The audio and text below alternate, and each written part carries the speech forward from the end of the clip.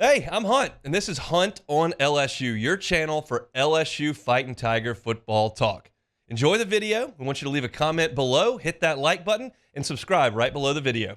Enjoy. We've gotten there. We've broken this game down by just about every angle here. We have certainly spent some time talking about LSU's newfound ground game that was very, very effective in Fayetteville, Arkansas. They've run the ball more in these hostile environments in South Carolina and Arkansas than they have in any other game this year. Garrett Nussmeier has been held under 300 yards passing in both of those games, but LSU's rushing attack has been very good, and LSU's been extremely efficient offensively in both of those games. Turnovers limited them in Columbia, but they were really good. Maybe some red zone issues in Fayetteville, but they've moved the football with the ground game on the road for sure. We've talked about LSU trying to stand up to Le'Veon Moss in this really good and productive Texas A&M ground game. We've talked about Connor Wigman being good one day, bad the next. We've talked about a lot in this game.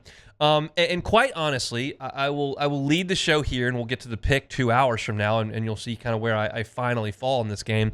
But as I analyze this game, I do favor LSU on the football field. I think LSU's got a better team. I think they've got a better quarterback. I think the defense for LSU is making significant strides. I think that LSU is really good on the offensive line that may neutralize some of the strength that A&M has on the defensive line. Like, I like LSU on the field. But this game's not played in Baton Rouge. This game's not played in Miami. This game's in College Station. And I realized that LSU went into a hostile environment in South Carolina and won. And I realized they went into a hostile environment against Arkansas and won. But this one will be every bit that and more. We can make fun of Texas A&M's yell leaders all we want. You can make fun of the midnight yell practice and all the hokey stuff that they do, and that's all well and good. They still pack that place with 105,000 people, and it's loud.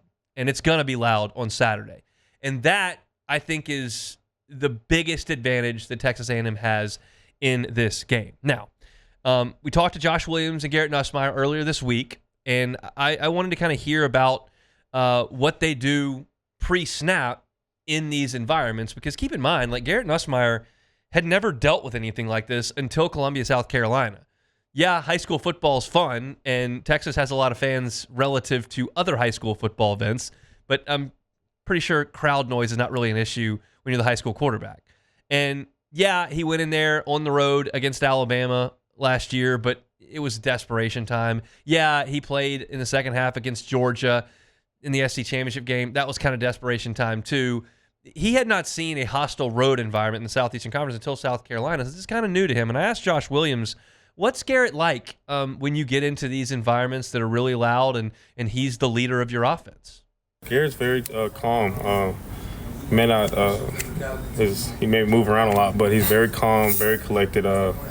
He doesn't really give us any doubt. At least me, I don't have any doubt when I'm on the field with Garrett.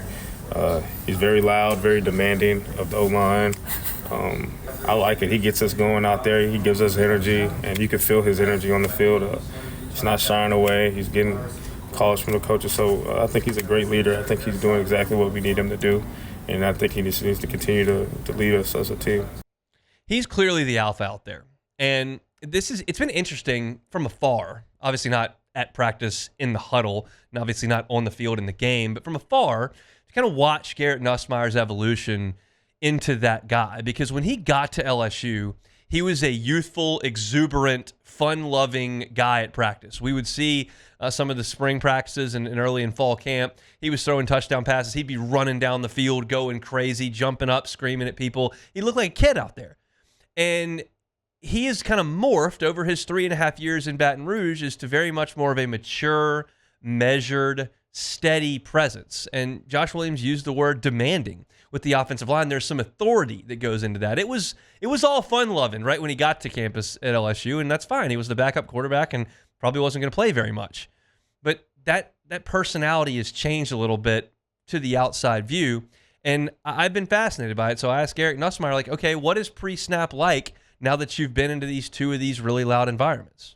It's definitely going to be loud, This is a loud stadium, but, It's just about communication, It's easy when you're at home and, fans are on your side, so nobody's making noise. You can easily communicate. And, on the road, it's just about, communication, just getting up, getting close to the tackles, making sure everybody hears, reiterating the calls to the back, things like that. And so I think that'll be huge for us this weekend is our communication, making sure that we're talking and getting things corrected the right way with communication. They have done a good job of that as far as the communication goes. You don't see a lot of panic, a lot of guys unsure of where to be, arms being held out, motioning from one side of the line of scrimmage to another with wide receivers who are confused, the back changing side. Like, you haven't seen much of that against South Carolina or Arkansas. What you did see last week, obviously, were the pre-snap penalties. And we did ask Garrett Nussmeier about that on Tuesday, and he talked about how, yeah, we acknowledged it, but we're not going to freak out about it. It's not something that's cropped up every single week. I would push back a little bit on that. This is Hunt talking, because Will Campbell, it does seem like, has been flagged for an inordinate amount of false starts this year.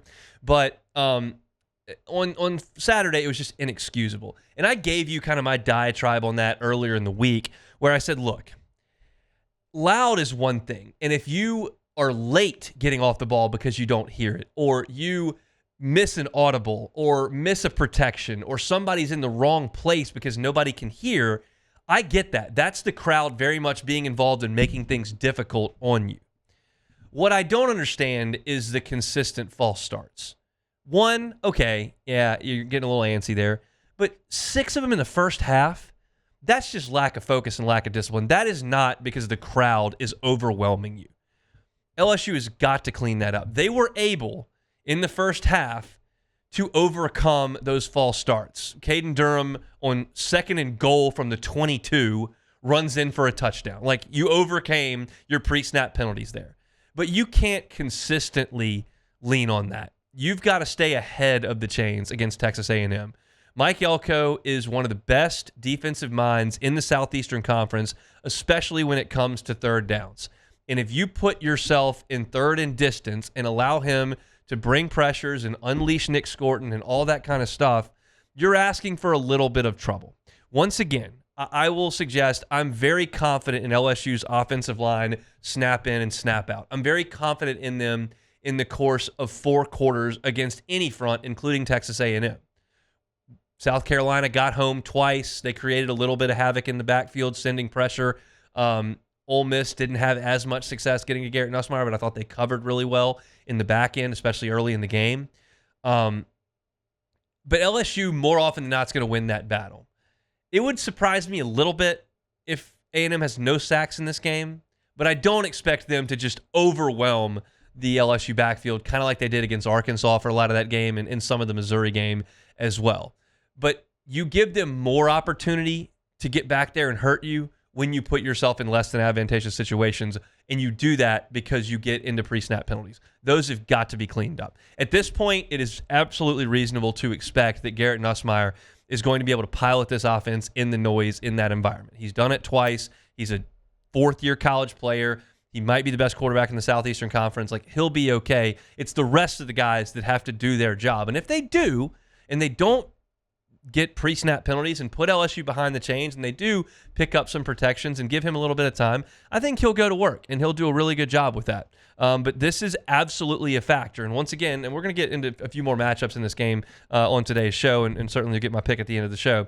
I favor LSU on the field a lot of different places, and I feel like the way I felt last week going into the Arkansas game, that LSU I just thought was better than Arkansas, and I picked LSU to win by 2 scores last week when a lot of people were going, this game's always close, it'll be close again. And I kind of pushed back on there, I don't think Arkansas is that good. This is that to an extent, not to the Arkansas extent, but I do believe that LSU is a better football team than A&M, but it would be foolish of me to dismiss Kyle Field, because guess what? I sat in this very seat on Friday 3 weeks ago. Actually, I didn't. That's not true. I was at Lod Cook for that game. I sat in the Lod Cook seat in the bar for LSU and Ole Miss, and I thought that Ole Miss had a better team than LSU. And I still may think that Ole Miss has a better team than LSU. I'm not convinced of that, but it's a possibility. But Tiger Stadium can't be dismissed, and it was not dismissed that night because it was unbelievable, and it absolutely had something to do with LSU winning the game. And A&M has that card in its back pocket on Saturday. So I think there's reason to look at it from both perspectives. So crowd noise is going to be a big issue coming up in Saturday's game. Hey, thanks for watching Hunt on LSU. Before you get out of here, do us a couple of favors. Hit that like button, leave your comments below, and subscribe to the channel for all your Fighting Tiger football talk. See you next time.